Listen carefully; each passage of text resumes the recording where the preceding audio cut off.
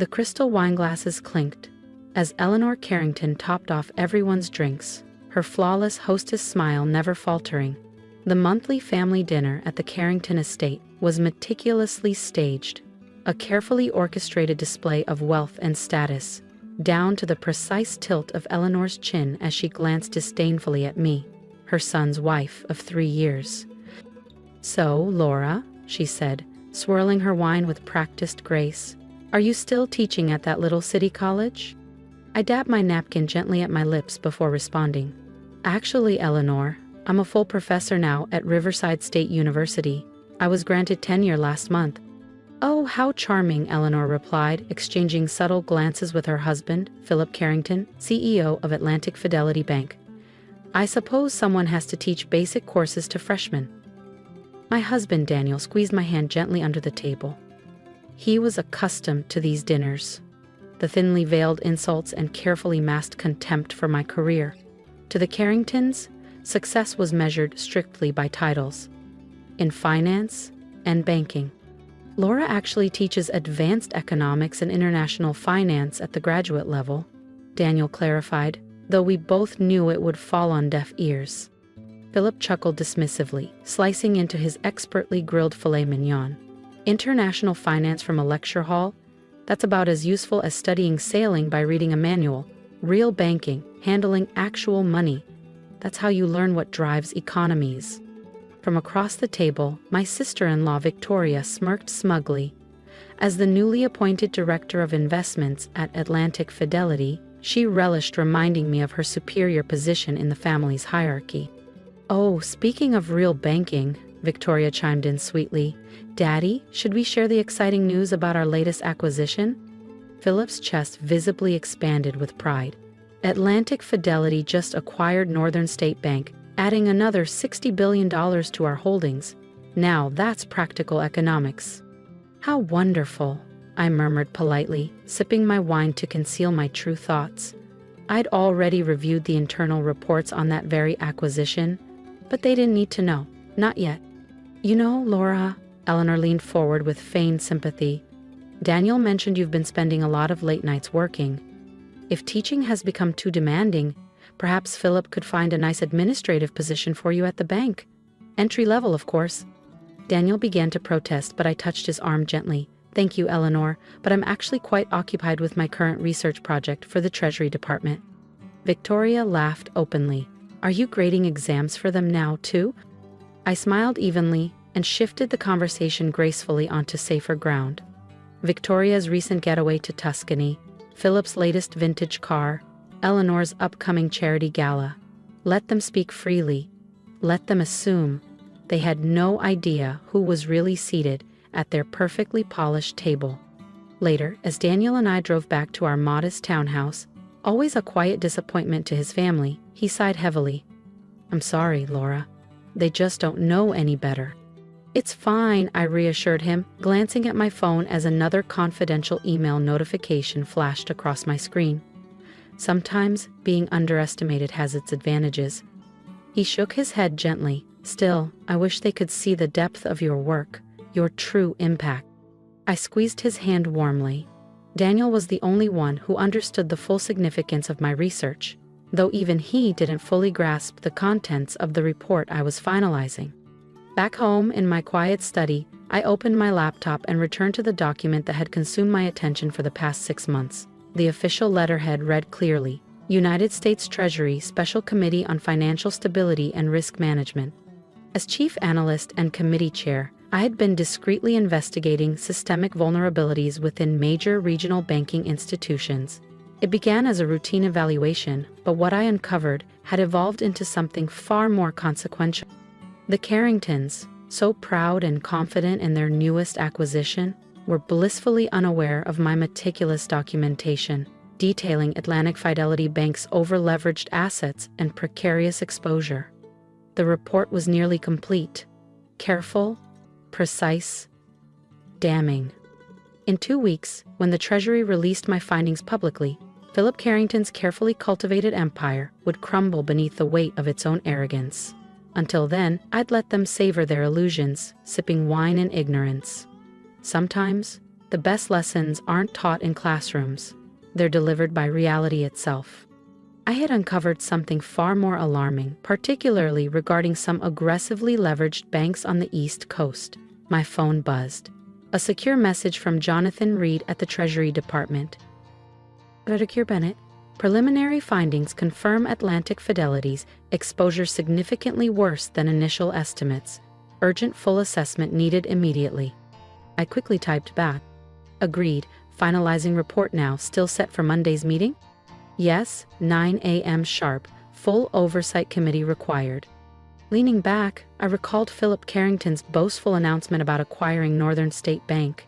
He had no clue the bank he'd proudly purchased was essentially a ticking financial bomb.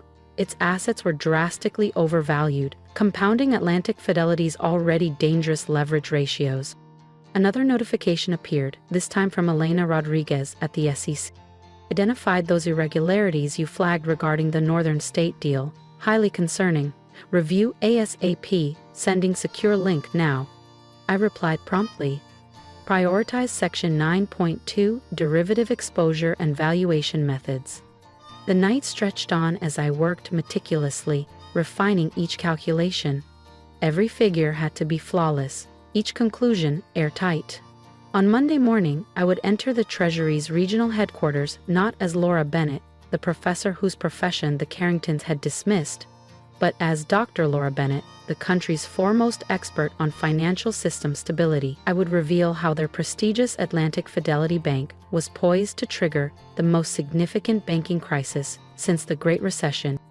My mind drifted back to Eleanor's condescending smirk, Victoria's sneering laughter, and Philip's arrogant dismissal of my academic knowledge. They presumed that teaching economics was disconnected from reality. They were about to experience firsthand how theory and practice could collide with devastating force. My phone buzzed one final time. A confirmation message from the Treasury Secretary's office regarding Monday's emergency session. I acknowledged swiftly and closed my laptop. Daniel was already asleep as I quietly slipped into bed beside him. Lying awake in the darkness, I wondered how the Carrington family would react when they discovered that the professor they'd overlooked was about to hold their financial future in her hands. Yet this wasn't about vengeance. It was about safeguarding the economy from precisely the reckless arrogance Philip Carrington had cultivated for years, believing his bank was untouchable, his status unchallengeable. Monday would alter everything. Still, a quiet human part of me looked forward to witnessing their stunned realization that the underestimated professor understood banking far better than they ever had. I drifted off to sleep, mentally rehearsing every detail of my presentation. In less than 48 hours, I'd stand before the most powerful financial regulators in the nation, and the Carringtons' illusions would crumble. I arrived at the Treasury's regional headquarters early, at 7:30 a.m. sharp, well ahead of the 9 a.m. meeting. The security guard recognized me immediately, offering a respectful nod without requesting my credentials. As chair of the Financial Stability Committee, I'd practically lived in this building for the past half year. Dr. Bennett, Jonathan Reed from the Treasury greeted me in the conference room, coffee in hand and a folder of his own notes ready. Glad you're early. The preliminary findings confirmed Atlantic Fidelity's exposure is even worse than we thought. We'll need a comprehensive evaluation immediately. I anticipated as much, I replied calmly, opening my files to the relevant section. I've prepared a full breakdown. Derivative risks alone are far beyond acceptable thresholds. We spent the next hour scrutinizing the finalized data. Jonathan's face turned increasingly grim with every page turned. At 8:45 a.m., Treasury Secretary Margaret Collins arrived, accompanied by senior officials from the Federal Reserve and the Oversight Committee members. Greetings were somber and brief, tension heavy in the air. Elijah Brooks, head of the Federal Reserve's Regional Supervision, spoke first. Dr. Bennett, are we ready? Yes, completely, I replied calmly, projecting an unwavering confidence that came from months of preparation. Margaret nodded firmly. Good. Then let's begin. I opened my presentation with precision, methodically unraveling Atlantic Fidelity's catastrophic financial position. The room fell silent, as my analysis exposed the gravity of their derivative exposure, reckless lending practices, and dangerously inflated valuations from the Northern State Bank acquisition. As I presented the indisputable evidence, I couldn't help but imagine the Carrington family's shock. They had dismissed me, thinking teaching economics rendered me naive to the complexities of banking. Now, theory and practice had collided, and it was time for accountability. The committee unanimously agreed immediate regulatory action was imperative. Atlantic Fidelity would be taken under federal control within hours. My work here wasn't about revenge, it was about justice, protecting the economy from reckless arrogance. But still, as the committee dispersed and the Treasury Secretary personally thanked me for my thorough investigation, I felt a quiet satisfaction. The Carringtons would finally grasp who truly understood real banking. And that, perhaps, was justice enough? Systematic misrepresentation in their risk assessments. Dr. Bennett, your model predicting their vulnerability was absolutely accurate. I nodded, pulling up my final presentation slides as other committee members filed into the conference room. Representatives from the FDIC, the Office of the Comptroller of the Currency, and various state banking regulators.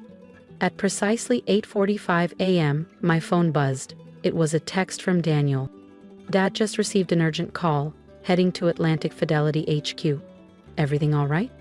I replied succinctly. Turn on CNBC in about an hour. At exactly 9 a.m., the large oak doors swung open and Philip Carrington marched in, flanked by his executive team and attorneys. His confident swagger faltered abruptly when his gaze met mine, seated at the head of the long conference table. Laura? Philip stammered, visibly startled. What? This must be some mistake. No mistake, Mr. Carrington, I responded evenly. Please, sit down. We have urgent matters to discuss. I was informed this was a Treasury Oversight Committee, he protested, glancing around in disbelief. Where is Secretary Collins? Secretary Collins is joining virtually. I gestured toward the large screen where her face, along with several others, appeared in solemn readiness. As committee chair, I'll be leading today's session. Philip's expression shifted swiftly, from confusion to disbelief and then to dawning realization and dread. The professor he'd so casually dismissed was now presiding over his fate. For those just joining us, I began, my voice steady and authoritative. I am Dr. Laura Bennett, Chair of the Treasury's Special Committee on Financial Stability and Risk Management. We are here to discuss grave concerns regarding Atlantic Fidelity Bank, especially following its recent acquisition of Northern State Bank. I clicked forward to the first slide, a detailed yet simplified chart showing Atlantic Fidelity's complex web of risk exposure. Even simplified, it elicited audible gasps throughout the room. Our 6-month investigation uncovered persistent patterns of risky practices, I continued. Atlantic Fidelity's actual leverage ratio is over 40% higher than publicly reported, primarily due to significant hidden exposure in the derivatives market. Philip's attorney attempted to interrupt, but I calmly raised my hand. Please hold your questions until the end. There's much to cover. For the next hour, I meticulously detailed the troubling facts we discovered. Creative accounting practices, obscuring true risk levels, inflated asset valuations from the Northern State acquisition, and dangerous derivative positions capable of triggering systemic fallout across numerous financial institutions. In conclusion, I said firmly, advancing to the final slide, Atlantic Fidelity's present position poses an unacceptable risk to the entire financial system. This committee therefore recommends immediate regulatory intervention, including a temporary suspension of trading in Atlantic Fidelity stock, a restructuring of executive leadership, and a comprehensive audit of all holdings. Philip finally recovered enough composure to protest. This is absurd. You can't possibly have that authority. You're just a professor. Dr. Bennett, Secretary Collins interjected from the large screen, her tone sharp, is one of our most esteemed experts on financial risk. Her models accurately predicted vulnerabilities leading up to the 2008 financial crisis, and they're currently standard curriculum at Wharton and Harvard. Perhaps, if you had attended one of her annual seminars at Treasury, you'd understand. My phone was vibrating constantly now. News had broken publicly. Daniel sent another quick message. Mom and Victoria watching CNBC. Your name just appeared as Treasury Committee Chair. Mom dropped her coffee mug. The hours that followed blurred into intense discussions, legal maneuvering, and increasingly frantic attempts by Philip and his team to avoid the inevitable consequences. By late afternoon, Atlantic Fidelity's stock had plunged more than 60%. Philip sat slumped at the table, the fight drained from his once proud demeanor. Eleanor's earlier disdain and Victoria's arrogance felt distant, petty. This wasn't personal. It was about accountability and protecting the economy from unchecked recklessness. I gathered my notes and rose from the table. Secretary Collins thanked me warmly, recognizing my meticulous work. The regulators and committee members dispersed swiftly to begin implementing immediate safeguards. As I left the conference room, my phone buzzed again, Daniel's message making me smile softly. "Proud of you, Laura. Looks like everyone finally learned who really understands banking." Stepping outside into the crisp evening air, I exhaled deeply. Justice had been served. Not through vengeance, but through expertise and integrity. Sometimes, simply doing your job exceptionally well is enough to change everything. I had been suspended as CEO, and federal regulators had swiftly installed an interim management team. I gathered my materials as the room slowly emptied, regulators and lawyers splitting into smaller groups to address various aspects of the intervention. Philip Carrington remained seated, his gaze fixed blankly on the polished surface of the conference table. "Why didn't you say something earlier?" he finally asked, his voice weary and hollow. "All those family dinners. Why didn't you warn us?" "Would it have mattered, Philip?" I replied softly. "Would you have listened to my concerns about your risk practices?" He stared silently, offering no reply. We both knew the answer. That evening, I returned home to find Daniel waiting in the kitchen with a glass of wine and a proud smile. "You were incredible today," he said warmly, holding up his phone. Clips from various financial news outlets displayed headlines about the dramatic regulatory intervention spearheaded by banking expert Dr. Laura Bennett. "How's your family handling it?" I asked, cautiously. He chuckled lightly. "Mom called 5 times trying to convince me she always knew you were brilliant, claiming she was just trying to push you toward your full potential. Victoria hasn't said a single word, but she quietly removed all mentions of her role at Atlantic Fidelity from social media." I sighed, stepping out of my heels and sinking onto the sofa. This isn't how I wanted things to turn out. The issues at the bank were genuine. Intervention was necessary. "I know," Daniel responded gently, taking my hand. "And that's why what you did matters even more. You acted because it was right, not out of vengeance." My phone vibrated once again, a message from Elena Rodriguez at the SEC. Preliminary audit results even more troubling than anticipated. Immediate intervention was the right call. Over the following weeks, the full extent of Atlantic Fidelity's problems surfaced. Leading financial publications published detailed analyses highlighting how a respected academic had identified systemic risks overlooked by traditional regulators. The Harvard Business Review requested an article on my analytical approach, and multiple major banks began implementing my risk assessment models through top consulting firms. Predictably, the Carringtons' monthly dinner stopped abruptly. But 2 weeks after the intervention, Eleanor Carrington appeared unexpectedly at my university office. She stood awkwardly by the door, absorbing the numerous awards, published research articles, and photographs of me alongside Federal Reserve and Treasury officials. She began hesitantly, then cleared her throat. "I'm sorry, Laura, we underestimated you in so many ways." Gesturing to the chair across from me, I replied, "Banking isn't simply about profits, Eleanor. It's about understanding complex systems, identifying patterns, managing risk. That's precisely what I teach and research." She nodded slowly, eyes lowered. "Philip always insisted your academic knowledge had no place in real banking. Now he's barred from the industry, and you're advising the Treasury Secretary herself." Leaning forward slightly, I offered, "Would you like to hear what I'm working on now?"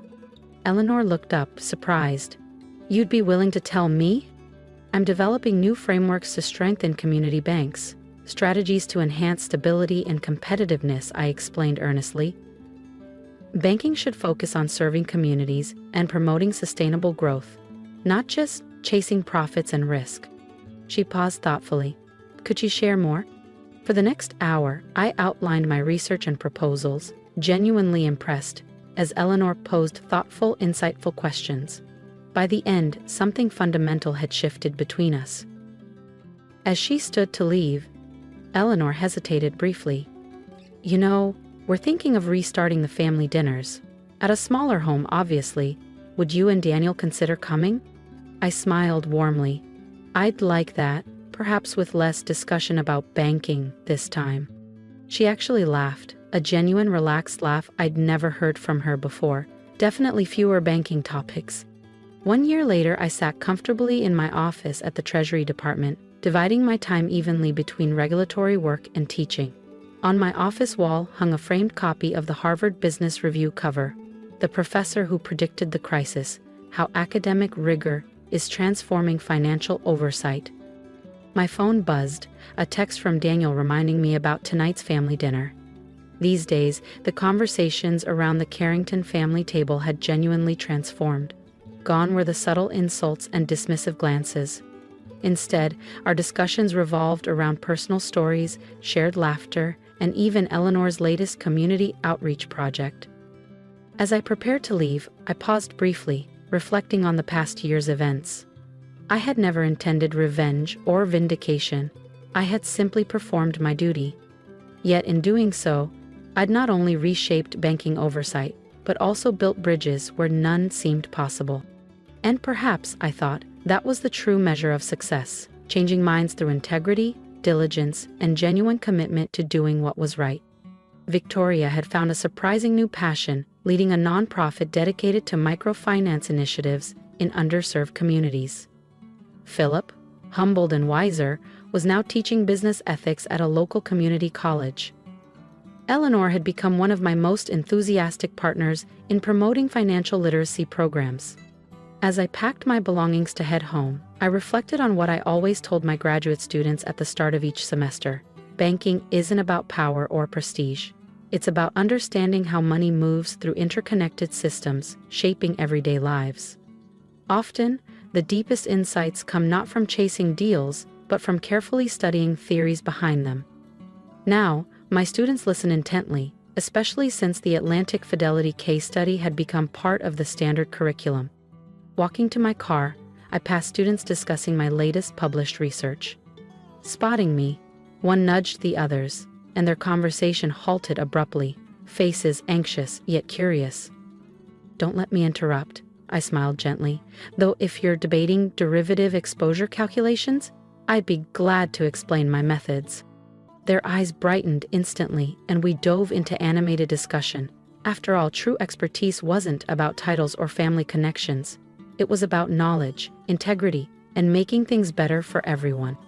If you've been inspired by my journey, I genuinely appreciate your support. Please share your thoughts below. I'd love to hear your feedback and personal reflections. Did you find inspiration in my experience standing firm against those who underestimated me? Have you ever faced situations where others questioned your worth or expertise? Let's connect in the comments. I'd love to hear your stories, your insights, and any advice you'd give someone navigating similar challenges. Your encouragement and feedback means so much, especially knowing many of us face times when others underestimate us. My journey was never about revenge. It was about doing what was right despite opposition, misunderstanding, or disrespect. Have you experienced moments when simply doing your job well turned out to be your greatest strength? How did you handle being underestimated, and what wisdom can you share? Let's discuss how perseverance and integrity can lead to meaningful success, even when the world doubts you. Lastly, I encourage you to apply these lessons to your own life. Remember that true success doesn't hinge on titles, status, or approval from others. It's rooted in integrity, knowledge, and perseverance. When faced with opposition, stay grounded in your expertise and values. Use the doubts of others as motivation to grow stronger, smarter, and more resilient. Most importantly, never shy away from standing up for what's right, even when it's difficult or unpopular. By doing so, you'll not only prove your critics wrong, you'll prove yourself right in the best possible way, by making a difference. Thank you for supporting my journey, and I'm cheering you on in yours.